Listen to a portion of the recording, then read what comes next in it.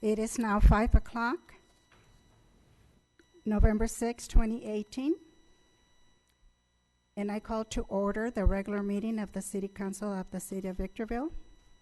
In the City Council sitting is the Library Board of Trustees, Southern California Logistics As a point Rail of order, Authority, it's 4:59 p.m. Southern California Logistics Airport Authority, successor agency to the Victorville Redevelopment Agency, the Victorville Joint Powers Financing Authority, the Victorville Water District, and the City of Housing as its successor. May we have roll call, please? Mr. Cox? Here. Ms. Gomez? Present. Mr. Kennedy? Here. Mr. Negretti? Mayor Garcia? Here. Mr. Negretti absent.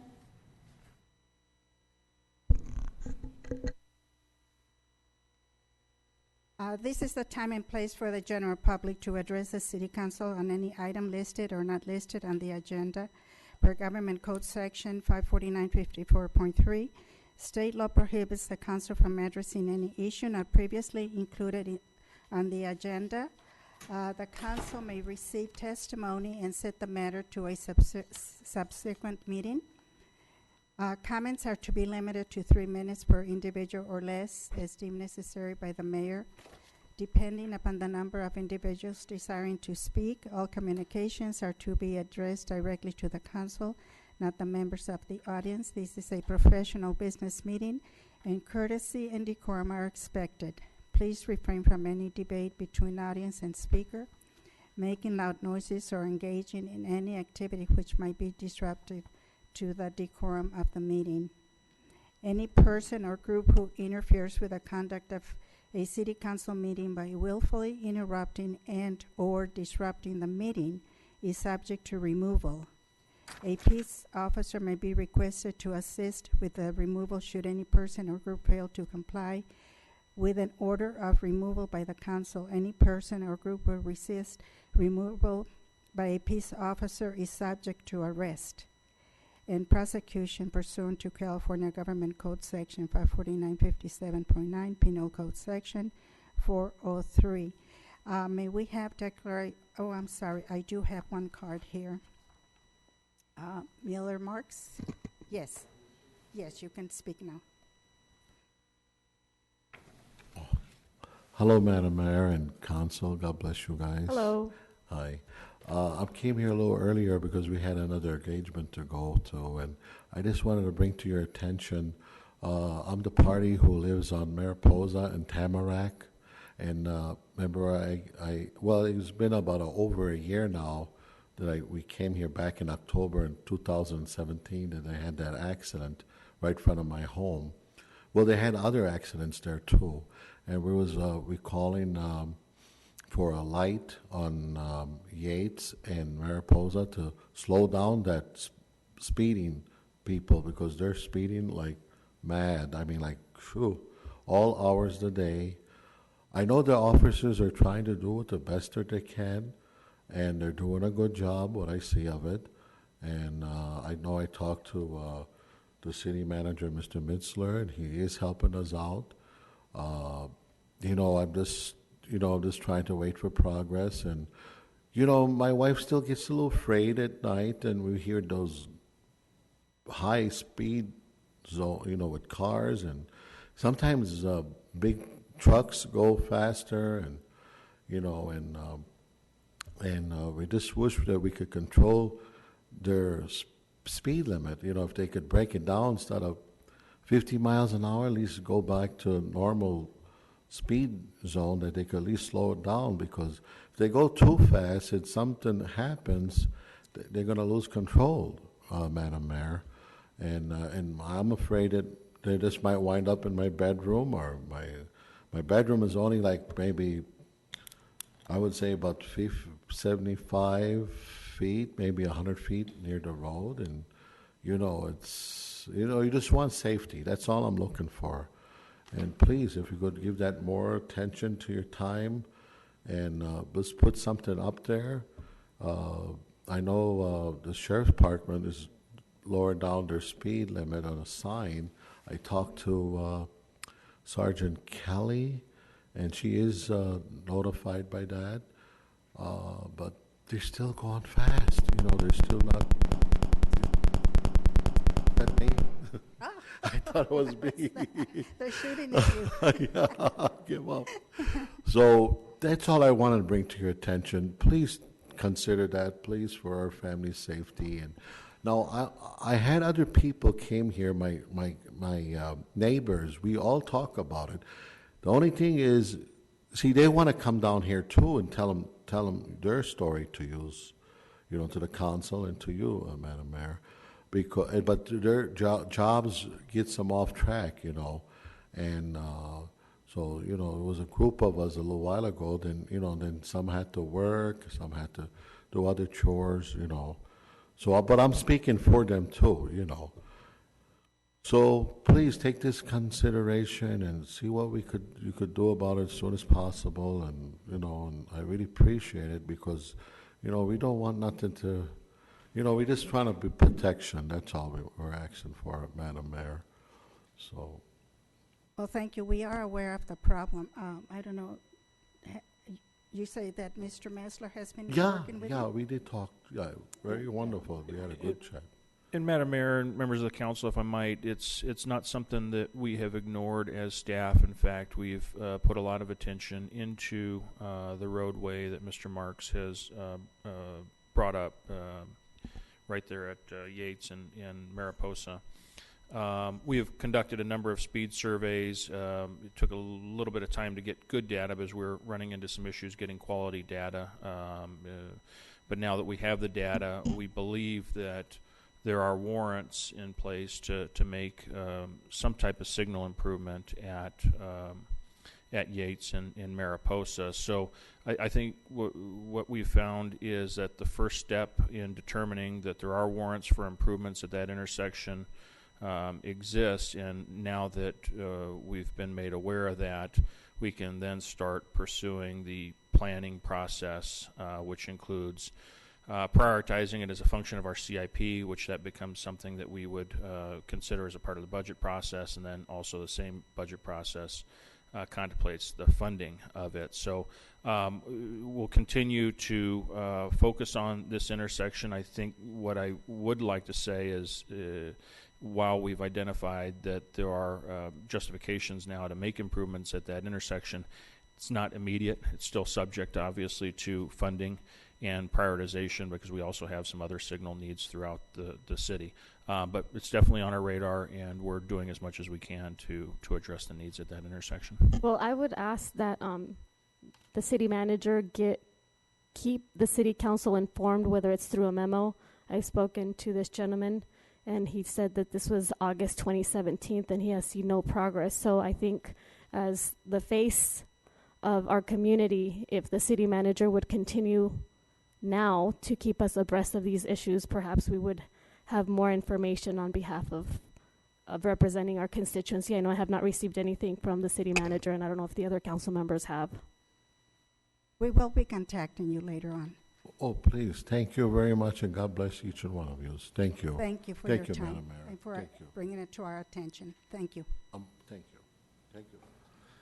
Now, can we have declaration of closed session items by our city attorney, please? Thank you, Mayor Garcia. We have just one item this evening. It's real property negotiations pursuant to Government Code 54956.8. The property is listed on the agenda, as are the negotiating parties. To the extent there's reportable action, we will report it at the conclusion of the closed session or at the commencement of the 6 o'clock regular meeting. Thank you. At this time, we will recess to closed session. A regular session convenes at 6 p.m. It is now 6 o'clock. November 6, 2018. And I call to order the regular meeting of the City Council of the City of Victorville. And the City Council sitting as the Library Board of Trustees, Southern California Logistics Rail Authority, Southern California Logistics Airport Authority, successor agency to the Victorville Redevelopment Agency, the Victorville Joint Powers Financing Authority, the Victorville Water District, and the city as housing asset successor. May we have roll call, please? Mr. Cox? Here. Ms. Gomez? Present. Mr. Kennedy? Here. Mr. Negretti? Here. Mayor Garcia? Here.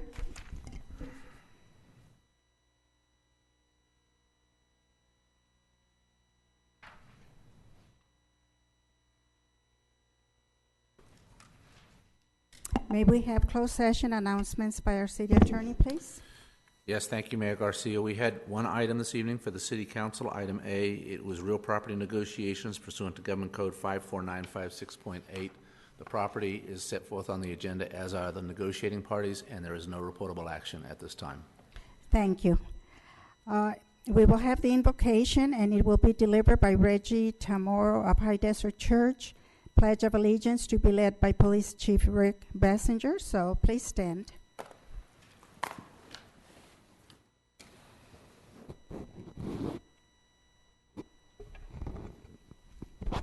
Okay. Good evening, guys. My name is Reggie. I'm from High Desert Church. I'm one of the pastors over there in Victorville. And I'd like to start this night off in a word of prayer.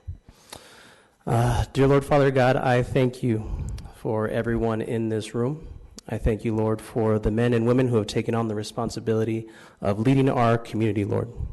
As this meeting takes place, God, I pray that you would just bless them with open hearts and minds as they continue to better serve the common good of our citizens and our community. God, I pray that you would just bless this meeting with wisdom and insight. I pray that you would just encourage the hearts of our leaders as they continually fight for what is good, what is right, and what is true. I pray that there be understanding and discernment to make the correct decisions in the matter of change, Lord. I pray, Lord, that you just be glorified in the city of Victorville, God, as we all have a role to play in bringing servanthood and love to this community and those around us. In Jesus' name, amen.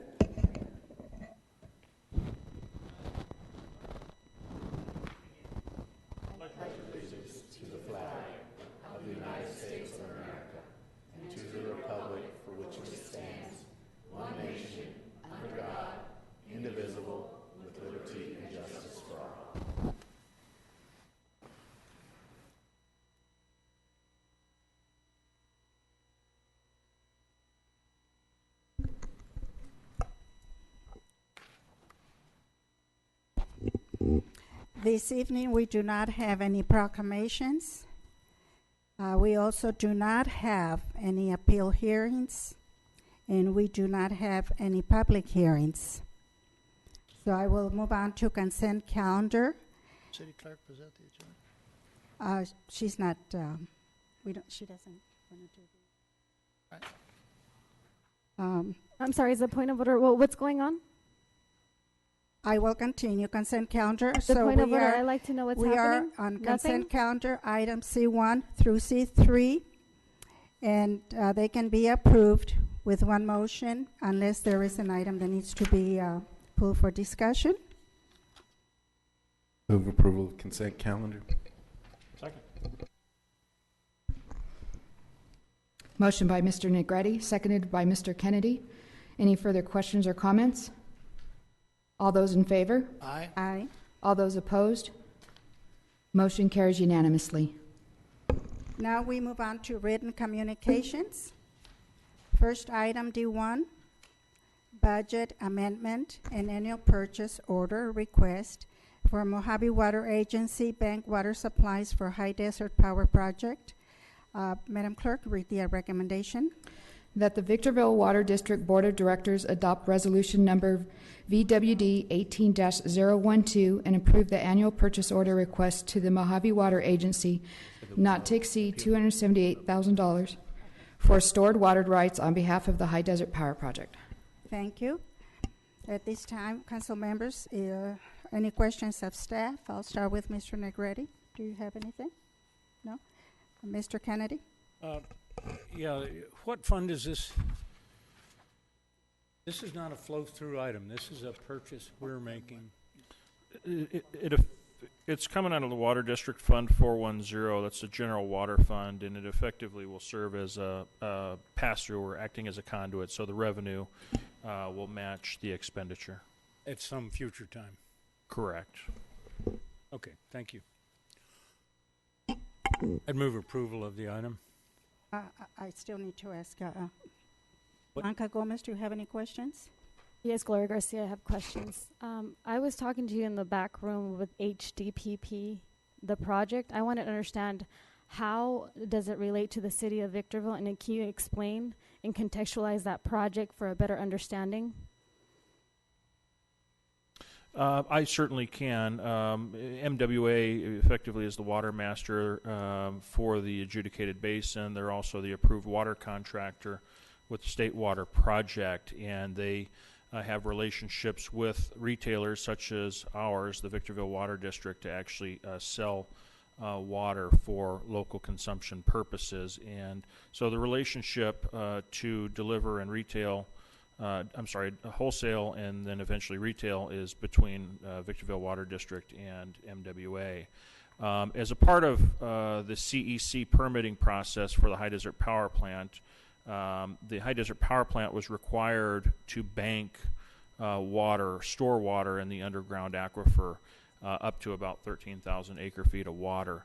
And a few years ago, their permit was modified and an agreement was entered into amongst all of us, the High Desert Power Project, MWA, and the city, where we would serve effectively as a conduit to purchase banked water that's necessary by HDDP.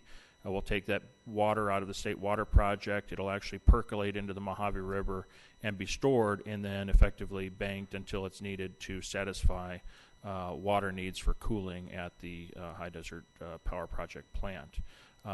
Every banked molecule of water that's put into the ground, we effectively get charged by MWA, and we pass that charge on to the High Desert Power Project.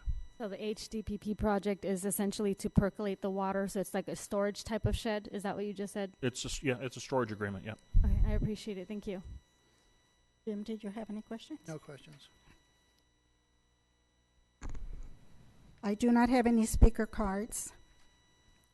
Therefore, I request a motion. I move approval of the resolution VWD 18-012 as recommended by staff. Second. Motion by Mr. Cox, seconded by Mr. Negretti. Any further questions or comments? All those in favor? Aye. Aye. All those opposed? Motion carries unanimously. Item D2, ratification of water main emergency repairs and approval of additional appropriation for emergency work on Hesperia Road near Jasmine Road. Madam Clerk, read the recommendation.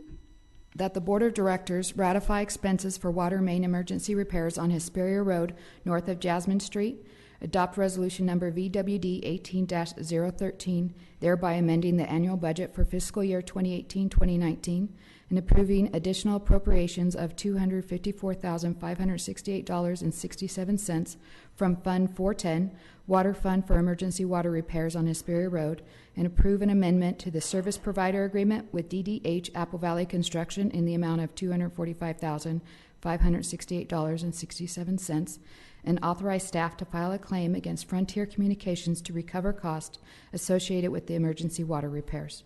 Thank you. Any questions of staff by council members? I will start with Ms. Gomez. Yes, so the ratification and the modification, how does that affect our taxpayer base? I'm looking at the local transportation funds that are generated at 0.25% sales tax, but I know there was an emergency and we got a memo in terms of what's happening, but would you be able to contextualize how this is either affecting or not affecting? We're using LTF funds, which are not general funds. Do you understand my question?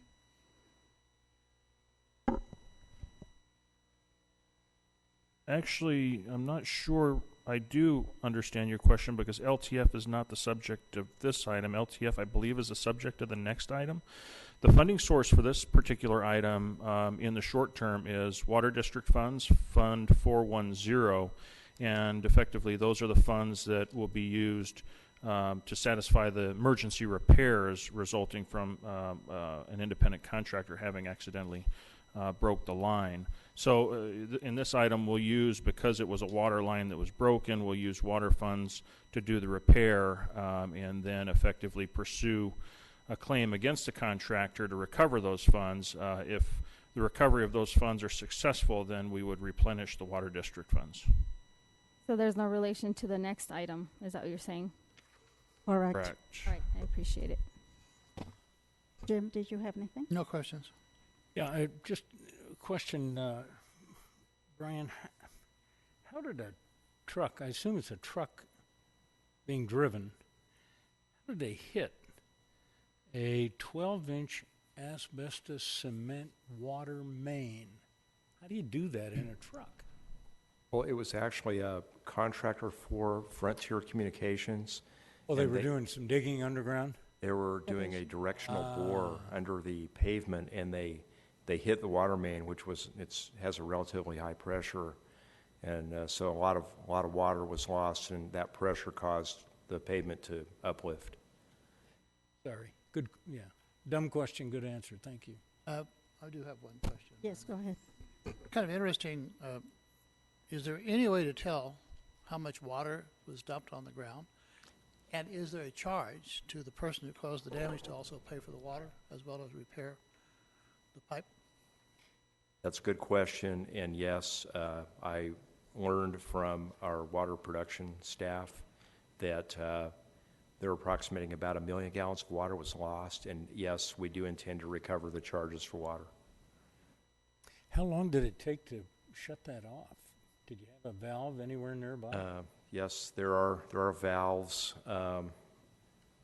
Doug Matthews might be able to answer that question. I don't know exactly how many hours. I do know there was a delay of a couple hours before they actually notified us, and so that during that time there was a fair amount of water that was lost. Doug's standing behind you. I Doug. don't know if he knows something. Yeah, I think part of the issue was there was a delay in the contractor contacting our staff to get it shut off, so that caused a majority of the damage out there. As far as actually getting it shut off, it's just a matter of getting hold of our on-call, and they respond and turn the valve and shut it off pretty quickly. So once we learned of it, it's certainly under an hour, probably about 40 minutes or so.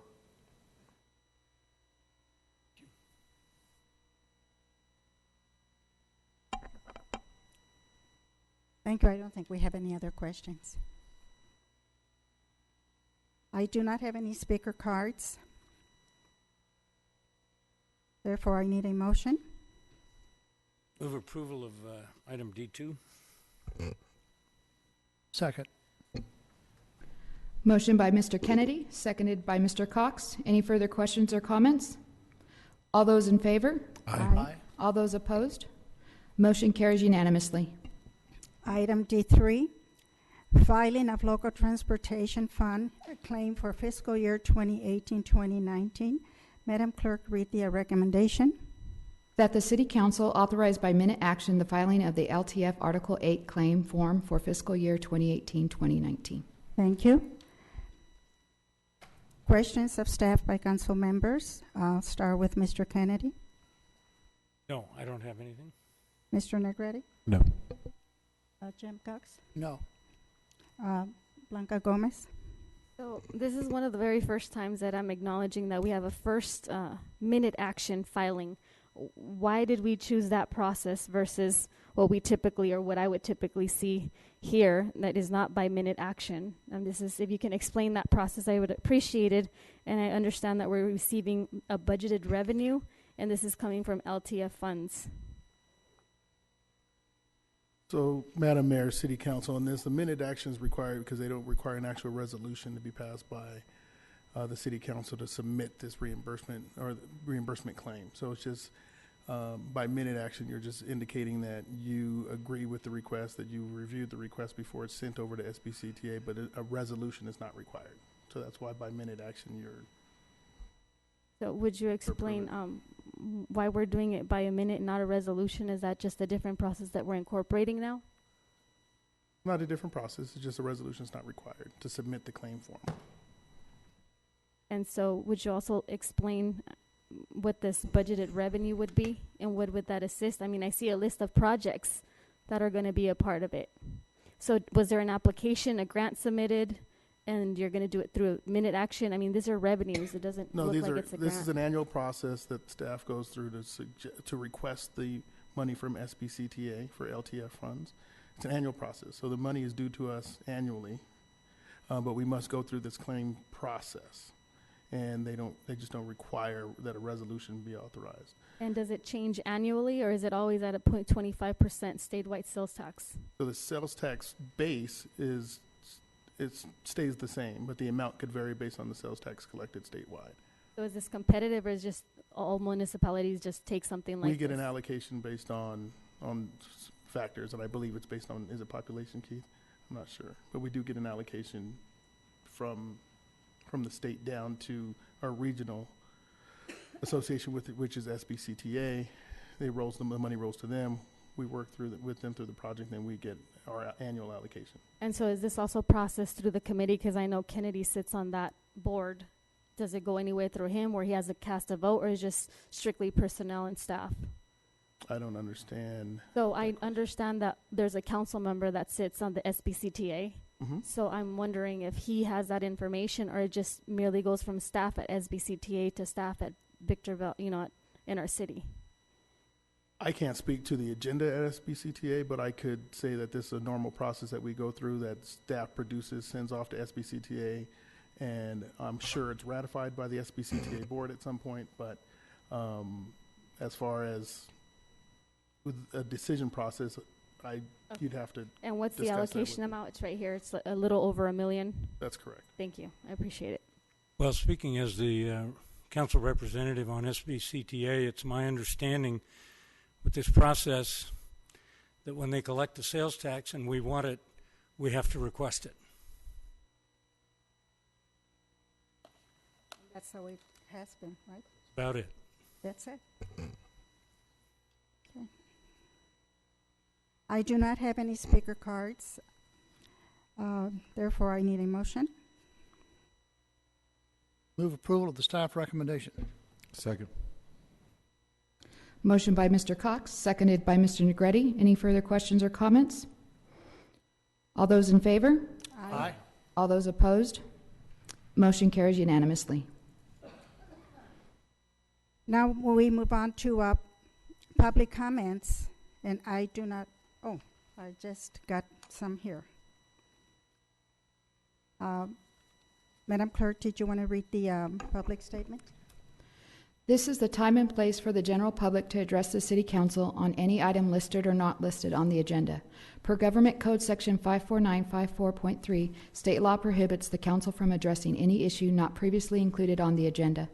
The Council may receive testimony and set the matter to a subsequent meeting. Comments are to be limited to 3 minutes per individual or less, as deemed necessary by the Mayor, depending upon the number of individuals desiring to speak. All communications are to be addressed directly to the Council, not to the members of the audience. This is a professional business meeting, and courtesy and decorum are expected.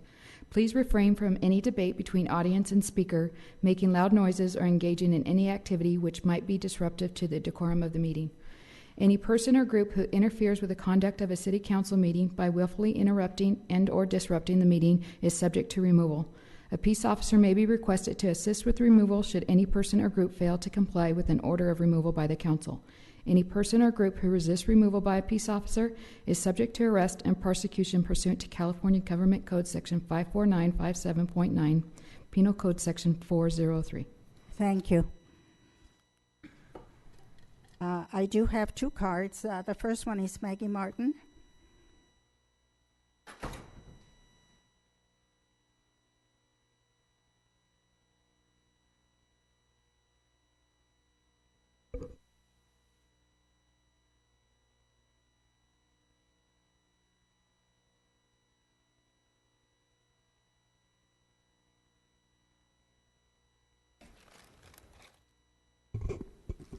Good evening, Your Honor, Council.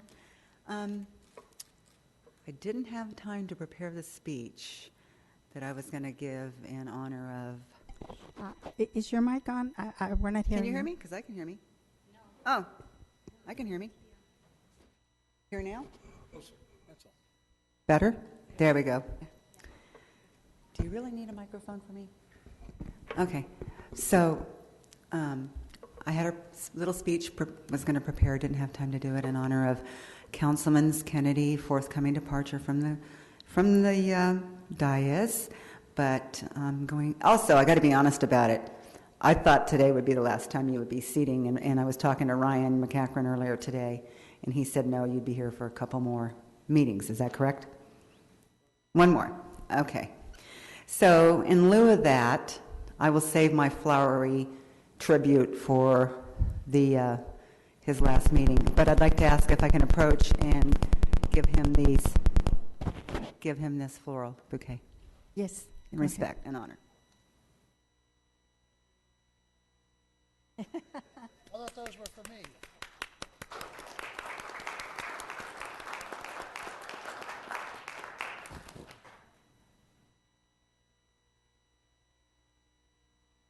Thank you very much. Next person, April Pinkston.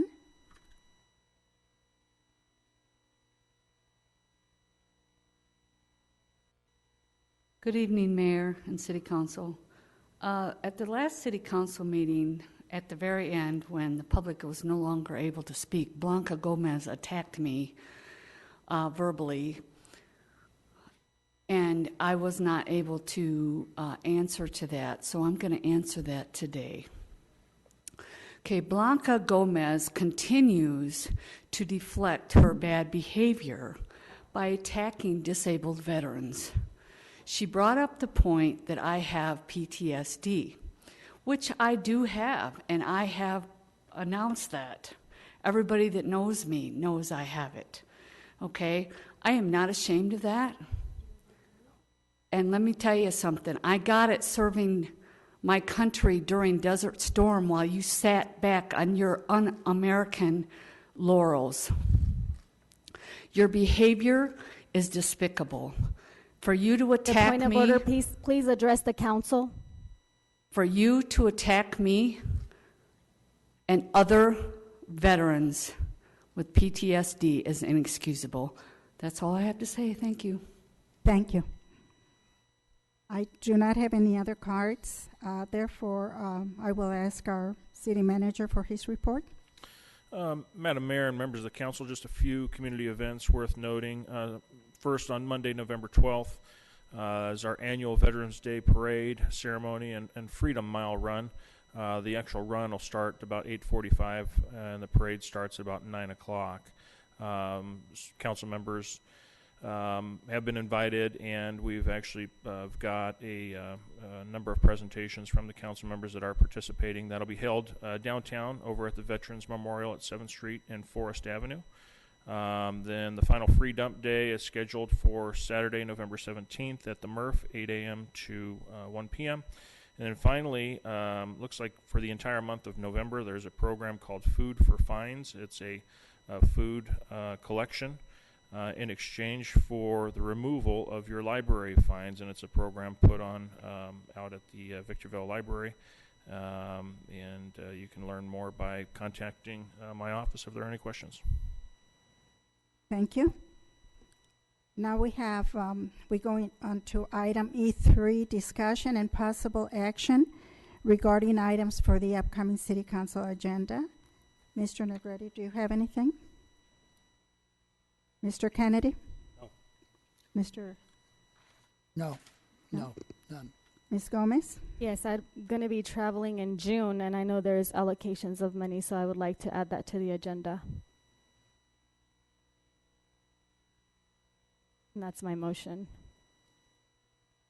Sorry, could you clarify the... Yes, I will be traveling in June, and I know each council member has an allotted a portion of money so that we travel, so that we're more educated in what we're doing in representing our constituency.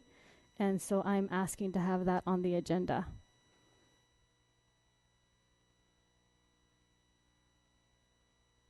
Is there a second? There being no second, the motion dies.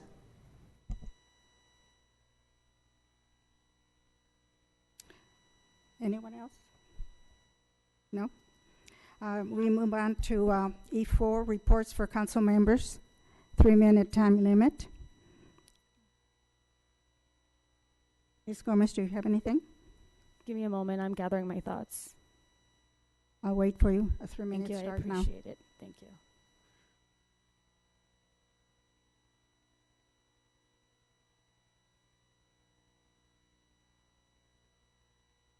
Okay, so I have had several complaints about a certain continual handful of sheriffs. As a matter of fact, one of them is here that I've received several complaints about, but I'm going to verify that when I get the card. Harassing the homeless on a daily basis, and that's really concerning to me. I'm concerned that specific sheriff deputy in the city of Victorville are not trained to engage with the community members of our city. I will be collecting more information and bring it to the city council to the record to address this type of behavior of certain police officers in uniform. That's very unfortunate that I have to hear that every time I go out into the community. This happened just 2 weeks ago.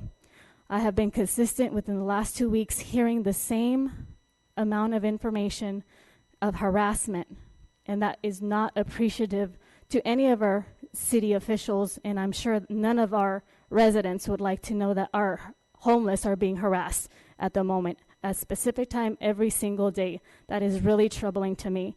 So abuse of uniform, so I'm going to ask the captain to please start looking into if you have complaints that you received, or if you know there's a pattern of such nature, which I have been told there is, to please start looking into that. I'm very concerned for our community members. The second thing is Ord Kirkland Delano is a very common name, and he actually told me that if I mentioned his name, the sheriffs would know who he was. He's a resident in the city of Victorville, and he expressed his concern that he believed that he was a subject of discrimination by our police department in the city of Victorville. And I wanted to open that mentionly on his behalf. He is currently with an attorney.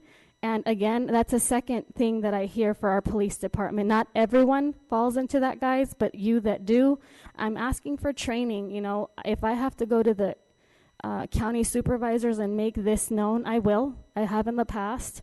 If we can address it here locally, I would greatly appreciate that. I will continue to go out in the community and get this information and bring it forth and actually start filing it as a record, not just something orally. That's very concerning. This is not news that we have for the first time. Another concern that I recently found out is that one of our staff vehicles hit a pedestrian last year. This is the Victorville logo. If we don't have trained staff, or we're not continuously training the individuals that are staff members, we need to start doing that. We don't have any GPS safety speeds or any other information or data that could address. We need to start looking into that. This occurred in 2017. I'm very concerned what's happening in the community. Thank you.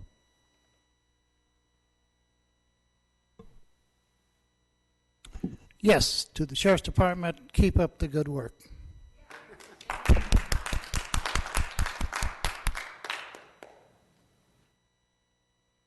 Ready? Mr. Kennedy? Yeah, just one thing.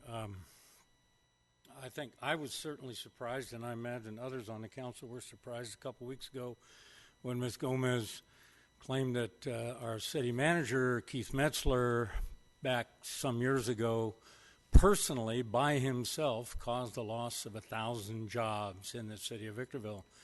Mr. Metzler researched the item and provided the council with a fairly detailed and thorough explanation, all related to a Winco project that the company started and, for whatever reason, decided not to go forward and complete it. And it wasn't my fault as a citizen, or I may have been, I wasn't a council member then. It wasn't the council's fault. It's not the city manager's fault. It's not the development officer's fault when a company decides not to go forward with a project. Now, this was clearly explained. And Ms. Gomez not only made a completely false statement in the council, but she repeated that grossly false statement on her Facebook page. So now I'm assuming, since she has the information that's factual and correct, that she will undo the damage she did on her Facebook page and post the city manager's very detailed response about that incident on her Facebook page. And that's all I have. Thank you. Well, the only thing that I can say is that I truly do appreciate our police department. I don't know what else they could do to protect us. I know there's crime seems to be rising, but that's me saying it. I don't know for sure if it's a true fact or not. But it's not our fault that we have all these unpleasant people out there on the streets, behind the dais, out there, everywhere, you know, who don't care how they hurt people or what damage they do. But our police department deserves to have respect, and they have it from me. Thank you.